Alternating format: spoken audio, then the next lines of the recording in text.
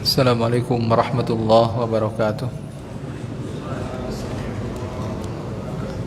Alhamdulillah hamdan katsiran thayyiban mubarakan fih mubarakan alaihi kama yuhibbu rabbuna wa yardah. Allahumma salli wa sallim ala nabiyyina Muhammad wa ala alihi wa sahbihi wa man tabi'ahum bi ihsanin ila yaumiddin. Amma ba'du, ikhwati wa akhwati fillah kaum muslimin rahimani wa rahimakumullah. Kita lanjutkan untuk pembahasan kitab yang kedua, Adab dan Akhlak Penuntut Ilmu, karya Al-Ustadz Yazid ibn Abdul Qadir Jawas hafizahullahu ta'ala. Pada pertemuan sebelumnya kita sudah bacakan apa yang disebutkan oleh penulis berkenaan dengan adab-adab utama para penuntut ilmu, ya, setelah ikhlas, membersihkan hati dari akhlak yang buruk. Yang ketiga, memohon ilmu yang bermanfaat. Dan di kesempatan malam hari ini, adab yang keempat, halaman 21 bagi yang bawa kitab. Adab yang keempat, bersungguh-sungguh dalam menuntut ilmu dan rindu untuk mendapatkannya. Jadi para penuntut ilmu harus memiliki sikap bersungguh-sungguh ingin mendapatkan ilmu, dan juga rasa cinta, rasa rindu ingin mendapatkannya. Jadi artinya apa? Kalau penuntut ilmu bosan, malas menuntut ilmu, maka ya akan jauh dia dari keberkahan ilmu. Jadi yang harus ada di hati kita itu adalah kerinduan, rasa cinta dan keinginan yang luar biasa terhadap ilmu agama ini. Dan tentunya juga adalah kesungguhan, ya, adalah kesungguhan yang ini nampak dari aktivitas dia, sikap dia dalam belajar agama ini. Penulis mengatakan, pembaca yang budiman dalam menuntut ilmu syar'i diperlukan kesungguhan. Tidak layak para penuntut ilmu bermalas-malasan dalam mencarinya. Tidak layak. Kita akan mendapatkan ilmu yang bermanfaat dengan izin Allah apabila kita bersungguh-sungguh dalam menuntutnya. Seorang penuntut ilmu, di sini ya penulis mengingatkan, bisa digaris bawahi. Ini banyak hal yang disepelekan oleh para penuntut ilmu. Kita semua penuntut ilmu, ya, tidak memandang usia, siapapun yang belajar agama dialah penuntut ilmu. Seorang penuntut ilmu harus selalu hadir di majelis ilmu. Ya, selalu hadir itu menunjukkan bahwa dia mencintai ilmu, dia rindu terhadap ilmu tadi. Ya, kalau dia malas-malasan hadir, ya bagaimana untuk dikatakan dia mencintai ilmu? Berarti itu menunjukkan ada ketidaksungguhan dia terhadap, ya, menuntut ilmu tadi. Dan seorang penuntut ilmu yang antusias selalu hadir, itu menunjukkan bahwa dia sangat membutuhkan ilmu. Dia menganggap ilmu adalah sesuatu yang sangat berharga. Juga berusaha agar datang lebih awal di majelis, tidak boleh terlambat. Ini menunjukkan adab. Ya, dia datang lebih dahulu daripada gurunya. Datang di majelis lebih dahulu agar nanti, ya, dia bisa mendapatkan tempat, ya, di depan, dan sehingga nanti dia bisa lebih hikmat di dalam mendengarkan penjelasan-penjelasan. Karena menuntut ilmu lebih penting daripada amalan sunnah dan wajib kifayah.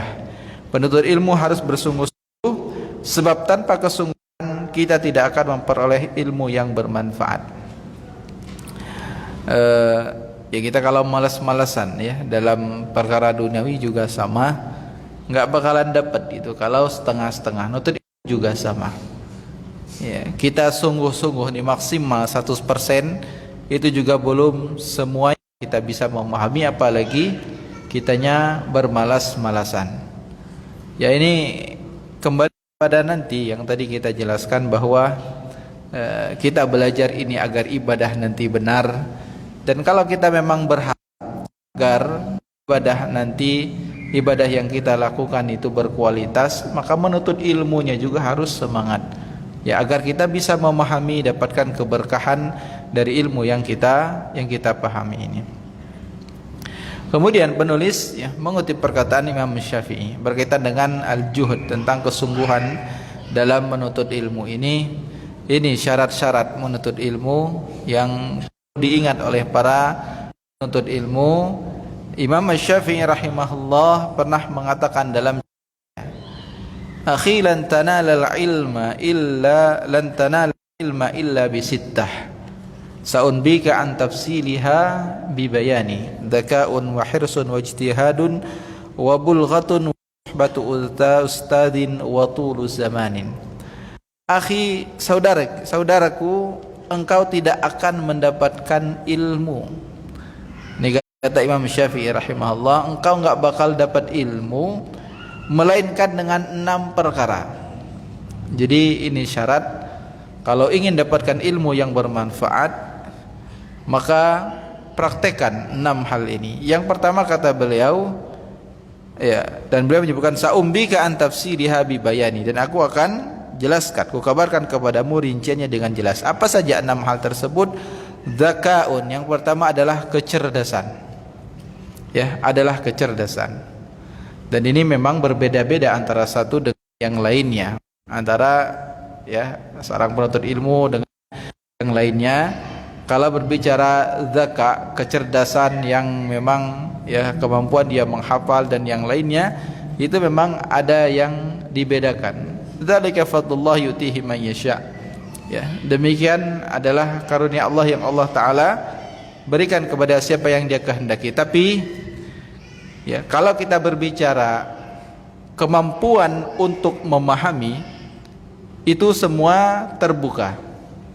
Kalau berbicara kecerdasan memang, karena beliau berbicara kalau memang ingin benar-benar menguasai semua cabang ilmu, memahami ilmu dengan sedetail-detailnya, maka memang butuh kecerdasan. Dan kecerdasan itu selain memang secara tabiat, secara lahiriah itu ada, tapi itu juga ditempa, itu juga ditempa dengan banyaknya dia menghafal, mengulang-ulang.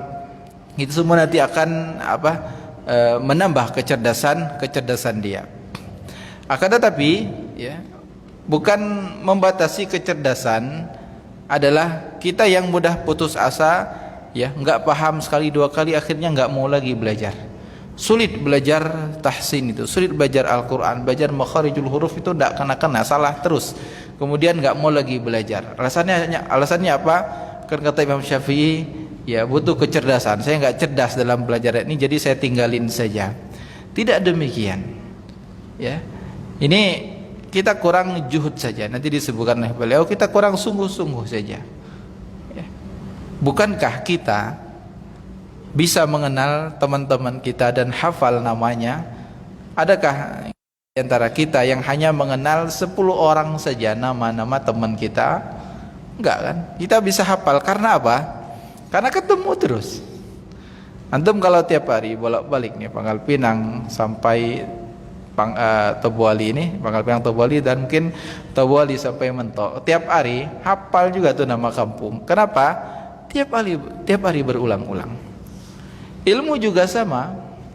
Bagaimana kita bisa memahami, bagaimana kita bisa menghafalnya kalau kita tidak mengulang?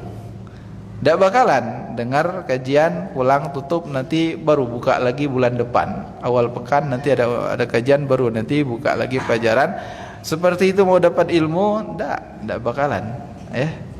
Harus diulang-ulang. Dan pelajaran lain juga sama. Apapun ketika kita mendalami sebuah materi, maka di majelis itu kan tahapan awal, mendengarkan penjelasannya, kemudian pulang juga diulang, dibaca. Barangkali ini mungkin itu sebuah majelis ilmu yang hanya sepekan sekali, berarti pengulangannya setiap hari ada, diulang, maka insya Allah ini akan membekas. Dan kecerdasan itu akan ada nanti. Masalah nanti cepat atau lambat dia memahami, dia menghafal. Tadi memang ada faktor. Kalau kita berbicara lahiriah, ada orang yang memang diberikan menghafal tingkat hafalan yang berbeda-beda. Tapi kalau berbicara kadar untuk memahami sebuah materi, selama ada kesungguhan pasti dia bisa. Batu saja bisa berlobang dengan tetesan air, masa otak kita ini nggak bisa? Dan sebenarnya kita bisa. Yang nggak bisa itu karena kita nggak bisa mengalahkan rasa malas saja, ya.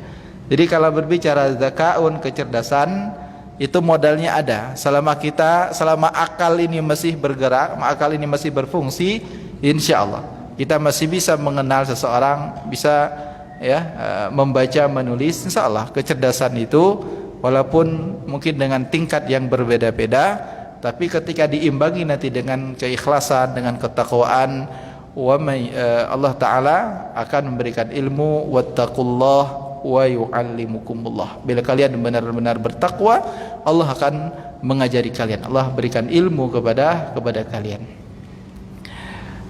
Kemudian yang kedua kata beliau, wahirsun, kemauan keras. Jadi antusias, semangat. Pokoknya ilmu, dia dalam aktivitas menuntut ilmu itu memiliki semangat yang luar biasa, berupaya bagaimana ilmu itu bisa dia pahami, baik dengan dia mencatatnya, barangkali mungkin saat ini sudah ada alat rekam, dia rekam, kemudian dia hafalkan, dan dia cari informasi tambahan. Misalkan di sebuah masalah, kemudian dia masih bentuk contoh kemauan keras dia berupaya untuk benar-benar memahami materi tersebut. Jadi tidak hanya sekedar sekali lewat saja sudah, enggak. Ada kemauan keras yang memang dia bagaimana ilmu itu bisa dia dapatkan sejauh manapun dia datangi. Ya, kita lihat para pecinta dunia, saking pengen kayanya, semua dilakukan. Bangun pagi, pulang malam, istirahatnya kadang paling berapa, Nggak tahu, nggak ada istilah hari libur bagi mereka. Pokoknya bagaimana cara dapat duit, semua trik-trik yang dilakukan, bagaimana caranya bisa mendapatkan keuntungan. Dan kita dapat orang perkara dunia yang seperti itu. Penuntut ilmu, kalau dia menyadari bahwa ilmu itu adalah emas, ilmu itu adalah sesuatu yang akan membawa dia ke surga ini, maka tentu akan antusias. Jadi kurang semangatnya, kurang kemauan keras kita ini terkadang karena kita tidak tahu apa sih faedah dari menuntut ilmu itu. Bagi kita gelas ini, plastik ini kalau udah selesai kan kita buang saja. Apa manfaatnya kita nggak tahu. Bagi pemulung, yang menurut sebagian masyarakat kita ini profesi rendahan, ini sesuatu yang sangat berharga. Dia tahu manfaatnya apa, barang-barang bekas itu. Kita demikian untuk ilmu. Kalau kita tidak tahu ilmu itu apa, tapi paling tidak pengetahuan kita tentang ilmu, pentingnya ilmu tadi pembahasan, kita nggak bakalan bisa benar ibadah kalau tanpa ilmu. Sehingga ketika muncul semangat ini, akan muncul kemauan keras kita untuk mengumpulkan ilmu, apapun upaya yang kita lakukan, agar kita bisa memahami masalah yang disampaikan. Bersungguh-sungguh, jadi nggak mudah putus asa. Capek pasti. Kesungguhan ini pasti nanti akan melahirkan adanya rasa capek, rasa lelah. Nanti juga disebutkan oleh penulis perkataan Yahya bin Abi Katsir, seorang tidak akan dapatkan ilmu dengan bersantai-santai. Asy-Sya'bi ketika ditanya, bagaimana engkau bisa mendapatkan ilmu? Jawaban beliau ada 4. Bersungguh-sungguh, kaitannya dengan bersungguh-sungguh. Jawaban beliau, dapatkan ilmu yang pertama dengan tidak bersandar. Tidak bersandar, jawaban beliau. Ini kinayah, kiasan, maksudnya apa? Sungguh-sungguh, enggak malas. Bukan berarti enggak boleh nyender, Pak artinya jangan sampai nyender ngantuk gitu kan. Beliau sebutkan seperti itu, dengan tidak bersandar, maksudnya jangan malas itu. Tapi ya adab nanti di majelis ilmu juga berupaya jangan sampai melakukan sikap yang kemudian melahirkan rasa malas pada kita. Kemudian dengan safar, kata beliau, ilmu itu didatangi, dicari, itu kemauan keras tadi. Kemudian dengan bersabar seperti sabarnya keledai, walaupun jalan pelan, lambat, penting sampai. Sabar juga, menyebutkan satu huruf mungkin gak fasih-fasih, gak apa-apa, terus belajar bagi pelajaran yang membutuhkan pemahaman ya, masalah fikih barangkali ya. Kalau kita ya praktis ya, ini hukum halal haram sebatas itu, tapi kan kita butuh apa ya dasar ini kenapa dikatakan haram, ini kan butuh pemahaman, apa alasan para ulama menjadikan ini hukumnya wajib, itu semua kan butuh pemahaman, digali dari dalil-dalil yang ada ya. Kesabaran, dan dalam menuntut ilmu nanti ada ujian-ujiannya. Kemudian kata beliau bersegera ya, jadi nggak nunggu-nunggu, mumpung ada kesempatan maka ini dimaksimalkan untuk menuntut ilmu, terkhusus bagi para pemuda ya. Kesempatan nanti apa, kalau kita sudah semakin dewasa akan ada aktivitas lain yang akan menyibukkan kita, tanggung jawab sebagai seorang suami, kepala keluarga, aktivitas mencari nafkah, ini umumnya yang akan menjadi penghalang bagi orang-orang untuk bisa maksimal dalam menuntut ilmu. Nah, bagi para adik-adik ya, bagi para pemuda, kesempatan untuk menuntut ilmu ini dimaksimalkan ya, dan ikhlaskan dalam menuntut ilmu, dan tidak lupa ya banyak memohon pertolongan kepada Allah Subhanahu wa taala. Kesungguhan. Ya, karena para ulama dahulu mereka sudah mencontohkan kesungguhan. Para sahabat radhiyallahu anhum, mereka yang paling utama yang menjadi teladan kita. Umar bin Khattab radhiyallahu anhu punya tetangga, dan dia janjian dengan tetangga ini. Karena mereka punya kesibukan apa? Harus mencari nafkah, dan artinya tidak mungkin mereka bisa tiap hari ngikut Rasulullah terus, mendampingi Rasulullah. Jadi janjian dengan tetangganya, hari ini kamu yang dekat dengan Rasulullah ya, nanti apa yang disampaikan oleh beliau sampaikan kembali kepadaku, dan besoknya giliran saya yang dekat dengan Rasulullah, dan kewajiban saya menyampaikan apa yang saya dengar kepadamu. Kesungguhan para sahabat agar tidak luput dari petunjuk Nabi sallallahu alaihi wasallam. Ya, ini para sahabat, dan bahkan Jabir ibn Abdullah diceritakan hanya karena satu hadis ingin mendengarkan langsung dari sahabat Nabi sallallahu alaihi wasallam, menempuh perjalanan yang tidak dekat dari Madinah ke Syams, jauh sekali. Dibelinya seekor unta, persiapkan bekal, beranjak dari Madinah menuju Syams, sebulan lebih perjalanan hanya untuk mendengar satu hadis. Ya, setelah dapatkan satu hadis tersebut balik lagi ke Madinah. Ya, semangatnya luar biasa para sahabat untuk mendapatkan apa? Ilmu tadi. Dan para ulama juga ya, Imam Syafi'i juga sama, kesungguhan beliau, semangat dalam mengumpulkan ilmu. Beliau enggak punya kertas untuk menulis. Imam Syafi'i untuk menulis enggak mendapatkan kertas. Kemudian apa yang dilakukan oleh beliau rahimahullah, ketika mendapati ada tulang yang enggak gede gitu kan, itu digunakan untuk menulis. Atau ada kertas yang sebelahnya mungkin ada tulisan, sebelahnya masih kosong, digunakan untuk menulis ilmu tersebut. Imam Syafi'i kesungguhannya luar biasa. Mereka para ulama, Imam Nawawi rahimahullah disebutkan 2 tahun enggak tidur di lantai. Tidurnya sambil gini ya Pak, ini ada buku, sambil ya dekat dengan buku itu, enggak baring. Ya sambil belajar tertidur, dalam kondisi dia selalu belajar. Dan banyak para ulama dahulu ya, mereka ya kesungguhannya sangat luar biasa. Ini kenapa mereka antusias? Karena mereka mengetahui ilmu itu sesuatu yang sangat berharga. Dan kembali tadi ya, karena apa? Karena kecintaan kepada Allah, agar dengan ilmu bisa beribadah dengan benar dan menggapai ridha Allah Subhanahu wa taala. Jadi ya apalagi saat ini ujian kita begitu besar ya, fitnah, ujian bagi maksiat ada di mana-mana. Jadi butuh kesungguhan untuk tidak terjebak dalam maksiat, dan kesungguhan untuk bersabar dalam menuntut ilmu ya.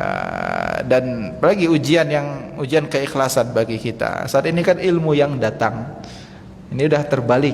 Ini ilmu yang datang ini akan bisa menjadikan kita jadi kurang bersemangat, terkadang kurang ikhlas. Beda ya perjuangan kalau kita yang mendatangi ilmu. Kalau ilmu yang datang ini kadang rasa kurang ikhlas itu yang akan muncul. Maka banyak kita berdoa kepada Allah agar selalu diberikan keikhlasan. Apalagi ini nikmat yang harus kita syukuri.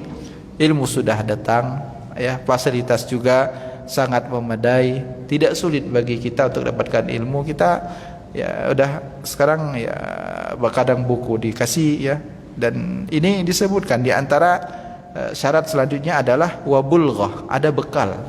Jadi memang nutut ilmu itu sebenarnya harus keluar modal, ya. Ini juga yang harus kita sadari. Apalagi para ulama mengatakan dahulu, man talabal hadis aflas. Siapa yang belajar hadis, nuntut ilmu hadis, ini mereka katakan pada masa itu siap-siap menjadi orang yang bangkrut. Karena dia harus melalang buana, dia harus bersabar dari satu ulama ke ulama yang lain, mencari para perawi yang thiqah. Ya, safar membutuhkan bekal. Aflas kata mereka, siap-siap untuk bangkrut. Maksudnya apa? Akan ada modal yang terkuras. Tapi ya apalah perkara duniawi, ya. Allah akan mengganti dengan surga yang tiada tara. Ini bulghah yang disebutkan oleh Imam Syafi'i, ada bekal yang cukup. Jadi kalau nuntut ilmu itu harus siap kita mengeluarkan modal. Ya, secara khusus di sini memang finansial kita. Jadi kita nggak bakhil untuk membeli perlengkapan kita belajar, ya. Apalah mungkin cuma bensin seliter. Masa kita pelit untuk diri kita mendatangi majelis ilmu, ya, kemudian beli bukunya untuk bisa kita mengulang, karena ya kita bukan Imam Syafi'i yang dengar langsung hafal, enggak. Jadi paling tidak dengan adanya buku pulang bisa kita murojaah kembali. Ya tapi kan ada HP-nya rusak, ya videonya nggak dapat lagi gimana? Susah, ya. Tapi tetap ya beda belajar dengan ilmu, dengan buku lewat ini, ya, alat rekaman saat ini itu hanya fasilitas yang membantu saja. Tapi kembali kepada di sini syarat yang disebutkan yang keempat adalah bulghah, ya, ada bekal. Jadi jangan bakhil kita dengan sesuatu yang nanti ya untuk kebahagiaan kita sendiri, ya, yang mengajak kita, yang mengantarkan kita kepada surga Allah Subhanahu wa taala. Ini harta, ini uang dari Allah taala dan kita gunakan untuk Allah juga, ya. Ya sudah, ini bukan hakikatnya, bukan milik kita. Jadi kalaupun ada modal yang kita keluarkan untuk menuntut ilmu, karena memang seperti itu. Ulama dahulu mereka jual atap rumahnya, coba. Atap rumah dijual untuk ilmu. Sufyan Ats-Tsauri rahimahullah, ya, dia tidak memiliki bekal. Sampai-sampai dia berdoa, ya Allah, ilmu ini datang dan pergi. Kalau saya nyari penghasilan, nyari nafkah, nanti nggak bisa maksimal untuk nutut ilmu, ya, nggak dapat ilmu. Tapi kalau setengah bekerja, setengah nutut ilmu pun nggak maksimal. Selalu berdoa kepada Allah agar dimudahkan urusannya. Sampai kemudian ibunya yang berjanji, kamu belajar saja. Ibu yang akan membiayai dari hasil tenunan, ya. Kemudian ibunya memberikan nasihat yang luar biasa, ya. Maka kalau engkau bisa mencatat 10 huruf, maka perhatikan pada dirimu, adakah rasa takut yang muncul di hatimu?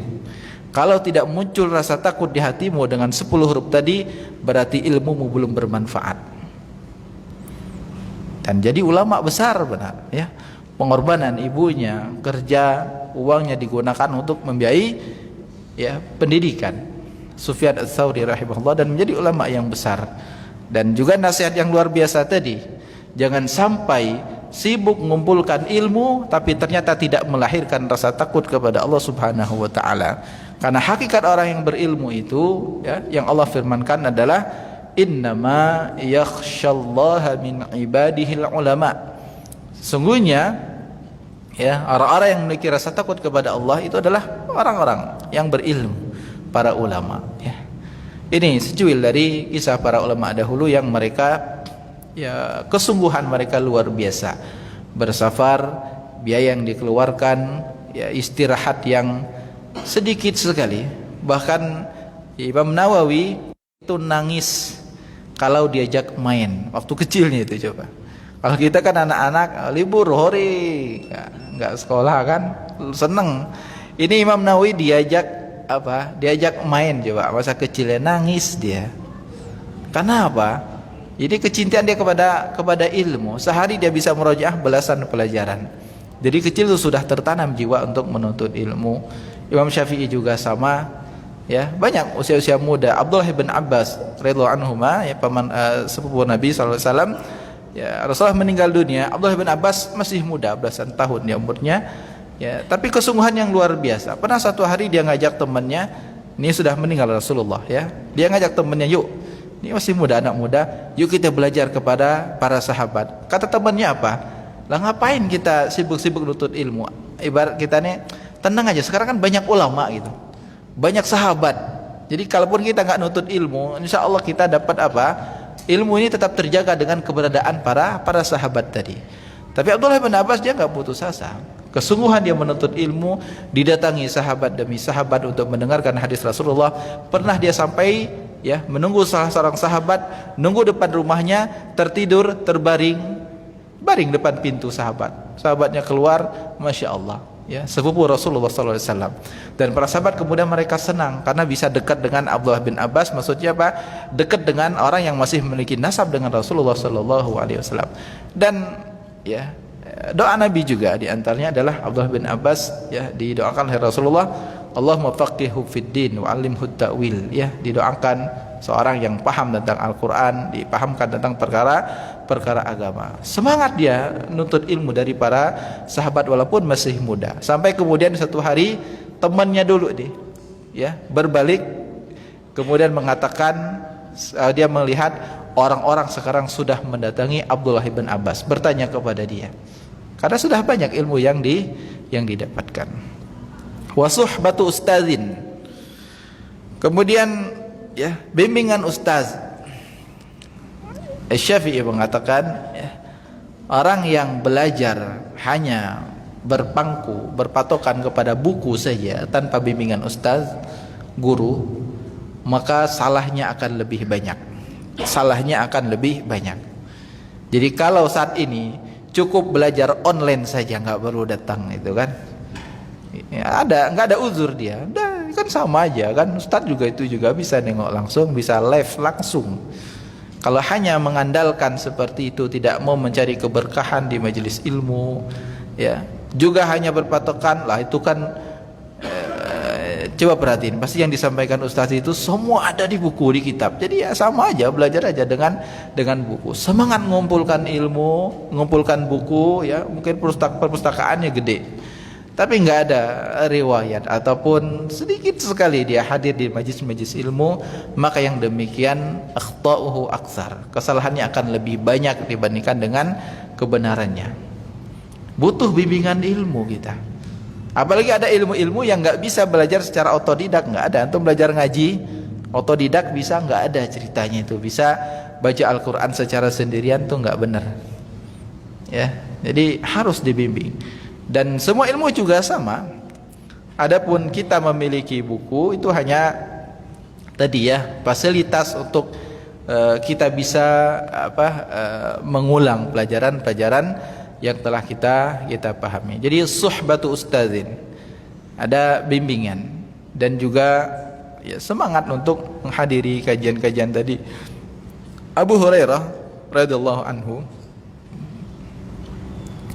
masuk Islam terlambat, ya, di akhir-akhir tahun ke-7 beliau, 7 Hijriah. Rasulullah sudah di Madinah, ya. Beliau meninggal tahun 11 Hijriah. Jadi enggak lama.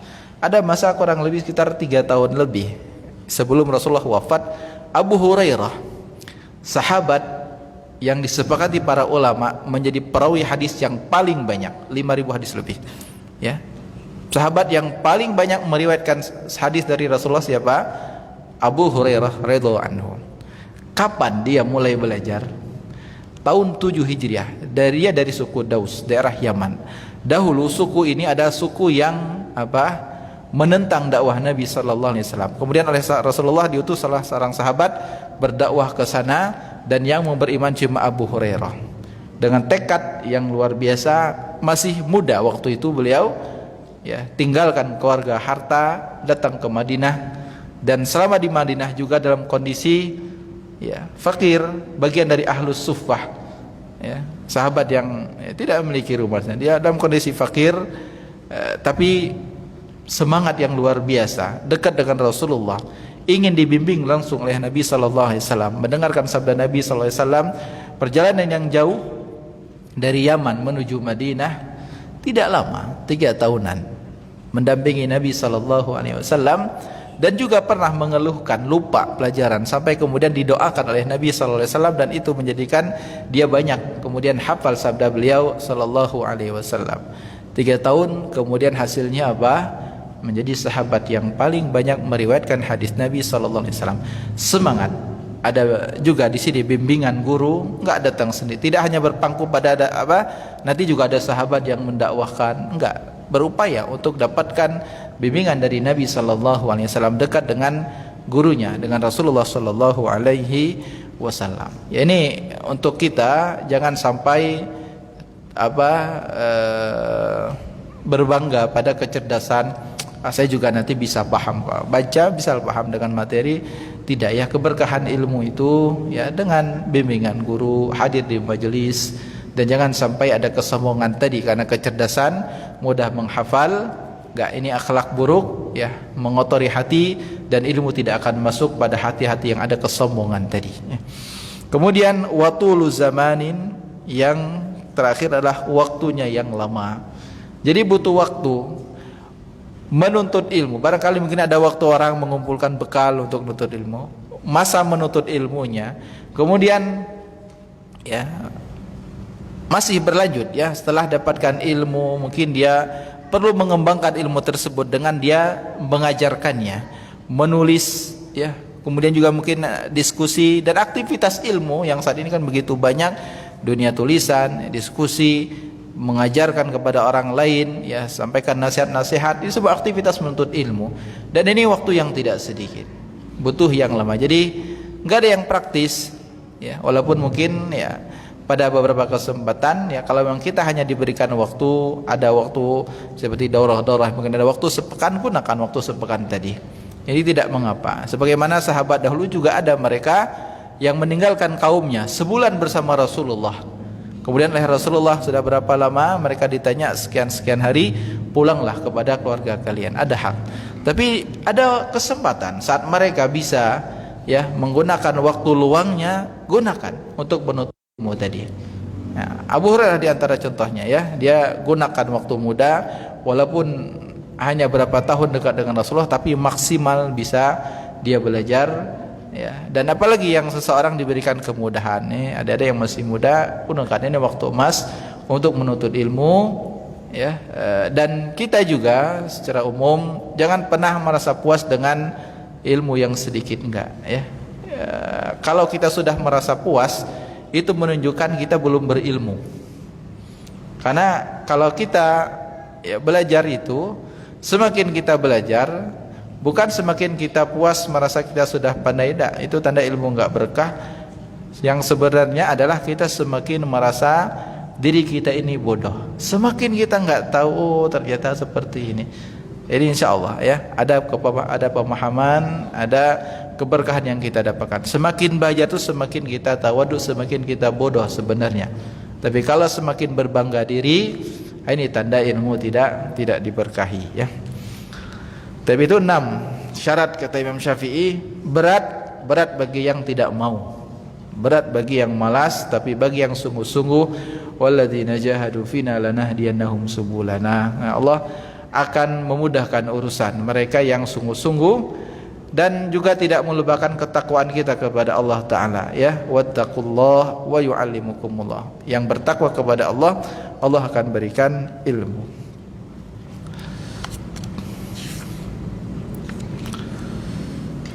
Di sini juga penulis, ya, kita ringkas, mengutip perkataan Yahya ibn Abi Katsir, ya. Seorang penuntut ilmu wajib bersungguh-sungguh dalam menuntut ilmu. Seseorang tidak mungkin mendapat ilmu dengan santai.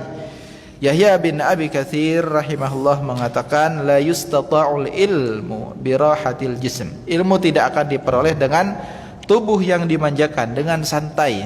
Jadi capek, ya, mungkin menahan kantuk, ya, dari pulang kerja kemudian langsung belajar, perjuangan yang luar biasa, istirahat yang kurang barangkali. Tapi ya demikian, dunia menuntut ilmu, ya, perlu kesungguhan, dan itu lelah yang insyaallah akan memberikan faedah, ya, lelah yang berkah insyaallah. Kenapa? Kelelahan yang digunakan untuk beribadah kepada Allah Subhanahu wa taala. Jadi kalau nuntut ilmu pengen santai-santai saja, ini sulit untuk mendapatkan keberkahannya. Jadi ada aktivitas yang akan melelahkan kita, mengulanginya, mempelajarinya, memahaminya, mendatanginya, ya, itu semua butuh perjuangan. Dan itu tidak hanya sekali, butuh diulang-ulang ilmu tersebut, dan itu semua ya membutuhkan kesungguhan. Rasulullah sallallahu alaihi wasallam bersabda, "Innamal ilmu bitta'allum." Sesungguhnya ilmu itu diperoleh dengan sungguh-sungguh belajar. Jadi kalau memang mau belajar, ya, insyaallah Allah akan mudahkan. Ya, kecerdasan tadi, masalah dia mungkin lambat menghafal, tapi kalau memang mau terus dia pelajari, terus dia ulang-ulang, pasti dapat insyaallah, ya. Batu saja bisa berlubang, ya. Masa ya hati kita ini, ya, akal kita ini nggak bisa kita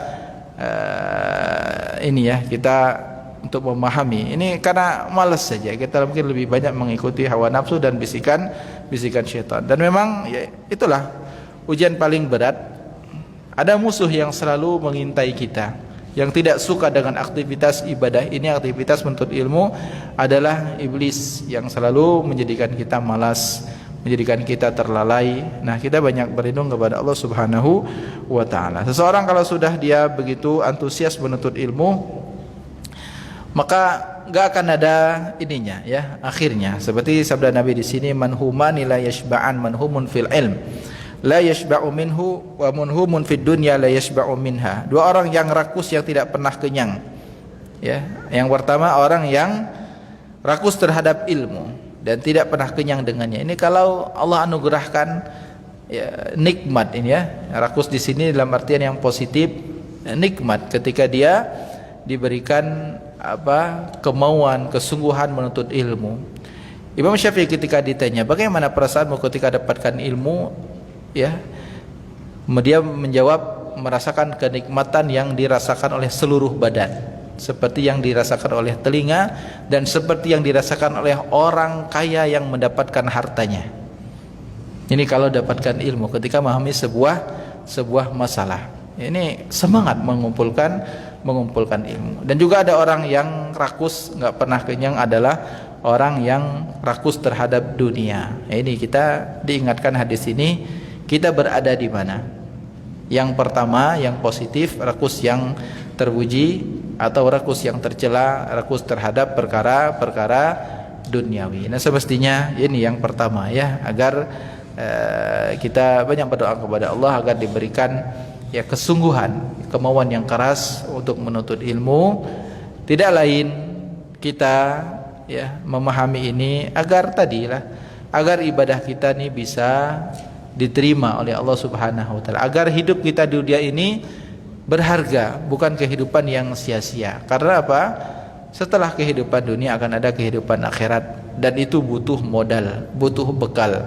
Wa tazawwadu fa inna khairaz zadi taqwa. Ya, bekal, sebaik-baiknya bekal untuk akhirat itu adalah ketakwaan, amal soleh, ibadah, dan itu semua tidak terwujud kecuali dengan belajar, dengan ilmu. Disinilah letak keagungan ilmu tadi. Wallahu taala alam. Ini bisa disampaikan, semoga bisa memberikan faedah. Sallallahu ala nabiyina Muhammad wa ala alihi wa sahbihi wasallam. Ada pertanyaan kali, ya? Betul.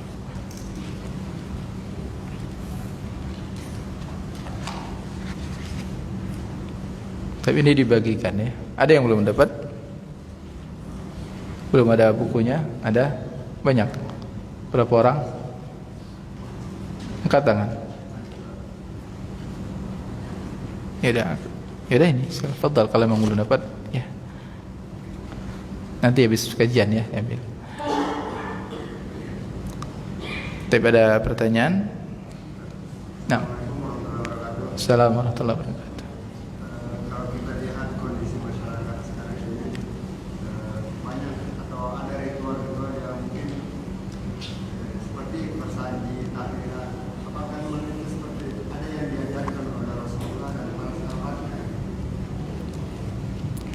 Untuk dua itu, ya, berzanji dan seperti tahlilan itu. eh, yang kami ketahui ya, aktivitas seperti itu ya tidak ada contohnya dari Nabi sallallahu alaihi wasallam. Di antara kaidah yang disebutkan para ulama bahwa perbuatan itu adalah bid'ah. Yang pertama, faktor yang menyebabkan perbuatan itu harus dilakukan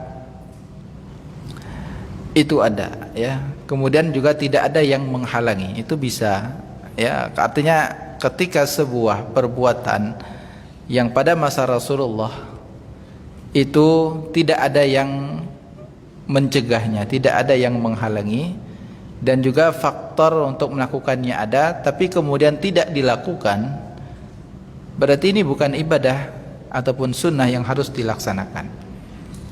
Kalau kita kembalikan kepada aktivitas yang disebutkan tadi ya, memperingati hari pertama dan sampai hari selanjutnya seorang yang sudah meninggal dunia. Peristiwa orang meninggal dunia pada masa Nabi ada enggak? Banyak perang di sana kan. Banyak orang meninggal dunia. Artinya apa?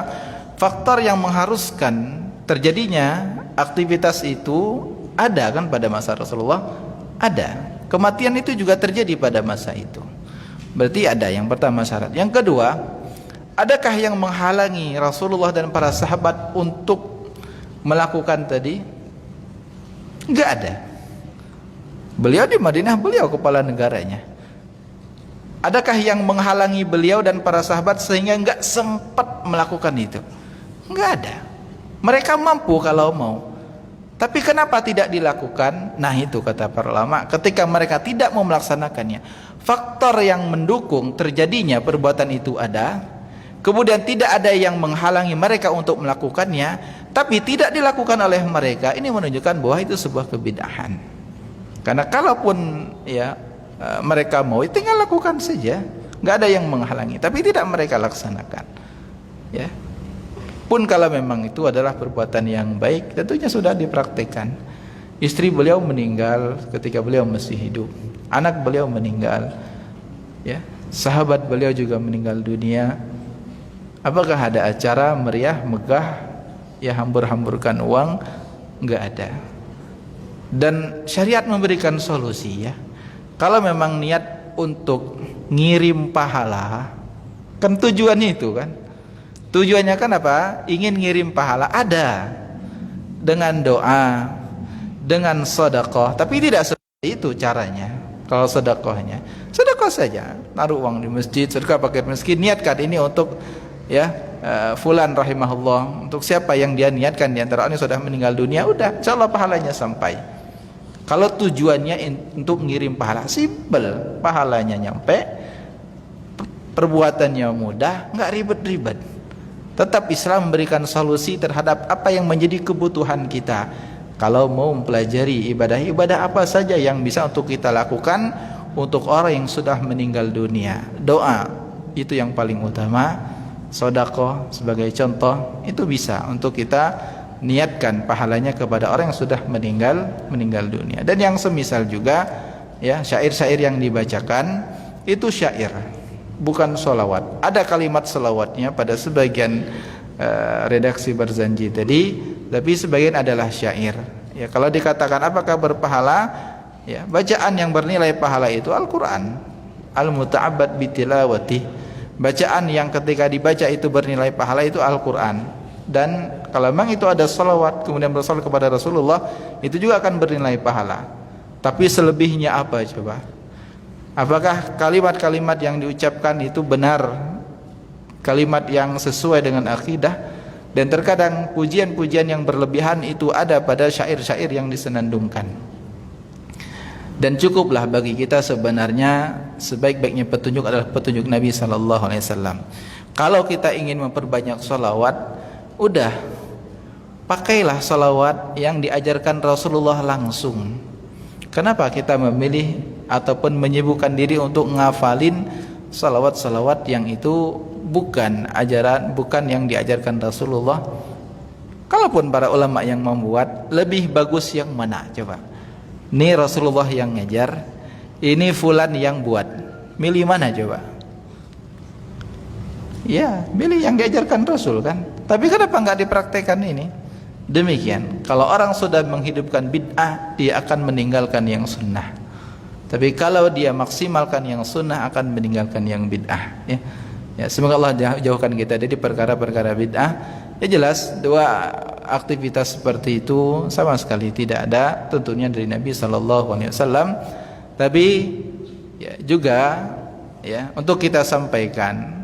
Ya, karena masyarakat kan taunya ibadah seperti itulah cuma. Ya, jadi kalau kita ingin memberikan nasihat, berikan solusi. Masyarakat kita butuh solusi, bukan hanya sekedar nih tidak jadi, nih bid'ah, itu bid'ah. Bukan hanya sebatas itu.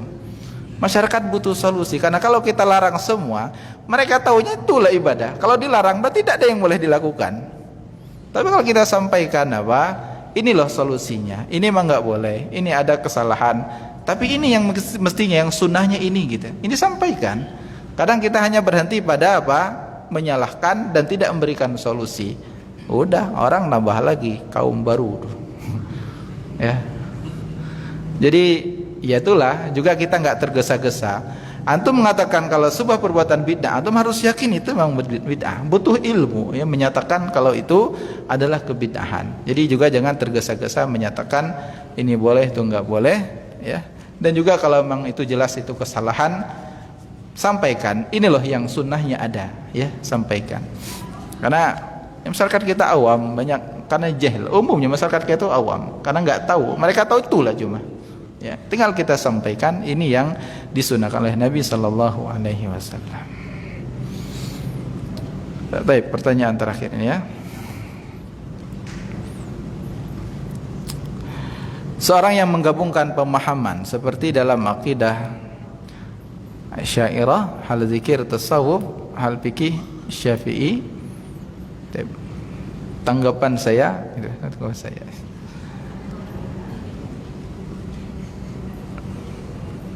Taib, akidah yang benar ya, akidah yang mengikuti ya, petunjuk Nabi sallallahu alaihi wasallam. Dan as-salafus saleh, para sahabat ridwanullahi alaihim, kalau mau kita pelajari seluk-beluk ya biografi mereka, perjalanan hidup mereka, ibadah mereka, akan kita dapati apa yang menjadi pertanyaan kita selama ini. Kita ingin zikir yang baik, ada insyaallah. Kalau mau kita pelajari, salawat yang terbaik tadi ada. Berbicara fikih juga ada ya. Dan memang para ulama menyebutkan istilah-istilah itu memang ada masa di mana memang butuh pembeda antara kelompok yang benar dengan kelompok yang salah. Munculnya istilah sebagai contoh ya, ada istilah Ahlus Sunnah wal Jamaah, Taifah Mansurah, Firqah Najiyah, Ahlul Hadis ya. Ini istilah-istilah yang dimunculkan para ulama karena semua kan berdakwah ngajak kepada Islam, tapi ternyata ada bumbu-bumbu yang merusak, yang melenceng dari petunjuk Nabi sallallahu alaihi wasallam. Kemudian muncullah istilah yang demikian untuk membedakan ini sebenarnya ya ahlul hadis ya, mereka yang berpegang teguh pada sunnah Rasulullah sallallahu alaihi wasallam, karena ada masa di mana orang lebih mengedepankan akal dan meninggalkan hadis Nabi sallallahu alaihi wasallam ya. Demikian juga Ahlus Sunnah wal Jamaah menunjukkan mereka konsisten terhadap sunnah Rasulullah sallallahu alaihi wasallam, wal Jamaah mereka bersatu ya, bersama kaum muslimin bersatu di atas agama Allah Subhanahu wa taala. Karena banyaknya kelompok, mereka semua ngaku Islam. Saat ini juga sama, kelompoknya Syiah juga ngaku Islam. Ya, Ahmadiyah juga ngaku Islam. Tapi Islam yang seperti apa? Nah, makanya adanya perbedaan istilah, munculnya istilah ini untuk membedakan. Toh pada asalnya apa? Huwa samakumul muslimin. Allah Ta'ala berfirman, Allah yang menamakan kita sebagai apa? Muslim. Zaman Rasulullah muslim kafir. Enggak ada istilah Islam apa Islam itu enggak ada ya. Tapi kemudian muncul istilah ini agar kita diingatkan kembali hakikat beribadah yang benar adalah mengikuti as-salafus saleh. As-salafiyah ya, mengikuti salaf kita. Ini para sahabat radhiyallahu anhum ya. Kemudian ya, terkait dengan perkembangan ilmu yang kemudian ada pada masa ulama, munculnya ada mazhab ya dalam masalah fikih, ini sama sekali tidak bertentangan ya. Para ulama mereka yang disebut sebagai pendiri Syafi'i, Imam Malik, Imam Ahmad, Imam Abu Hanifah, mereka semua adalah ya ulama yang berakidah yang benar. Ya kalaupun kita mengikuti akidah fikih mereka, tapi tidak untuk ya kita fanatik yang berlebihan, karena mereka sendiri dinukil dari perkataan mereka melarang ya untuk fanatik terhadap perkataan mereka. Abu Hanifah mengatakan haram seseorang yang ya berpegang pada pendapatku tapi tidak mengetahui bagaimana aku mengambil kesimpulan dari dalil tersebut. Dan juga Imam Syafi'i juga mengatakan hal yang sama, idza shahal hadits fa huwa madhhabi, hadis yang sahih itulah madhabku. Ya, artinya mereka berijtihad sebatas ilmu yang mereka sampaikan. Yang benar mereka dapatkan 2 pahala, yang salah mereka masih dapatkan pahala.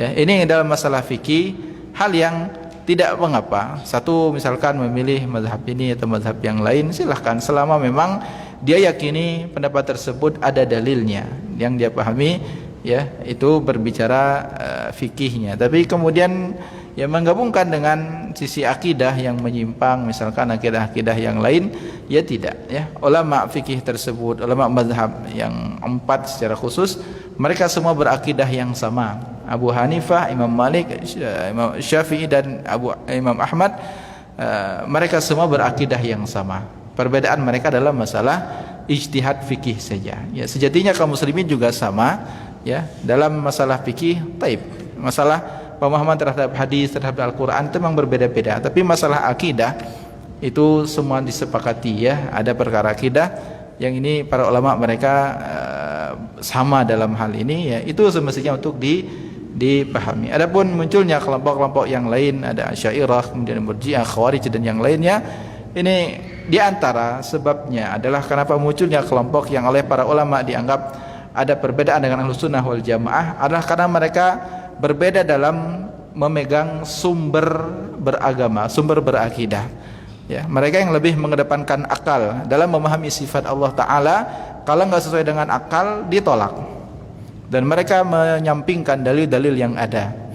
Ahlus Sunnah tidaklah demikian. Semua yang Allah firmankan itu bisa untuk dicerna oleh akal, dan tidaklah mengedepankan akal, tapi mengedepankan dalil. Sehingga ya kalau kita ya sesuai dengan pertanyaan ini, ya kalaupun ingin memilih fikih, fadhal Syafi'i, Imam Ahmad misalkan dengan mazhab Hambali, tapi secara akidah ikuti juga akidah mereka. Imam Syafi'i akidahnya Imam Ahmad ibn Hanbal, akidahnya Imam Malik, Abu Hanifah, dan semua mereka berakidah yang lurus, akidah salafus saleh, Ahlus Sunnah wal Jamaah. Wallahu taala alam. Subhanakallahumma bihamdik, asyhadu an la ilaha illa anta astaghfiruka wa atubu ilaik. Assalamualaikum warahmatullahi wabarakatuh.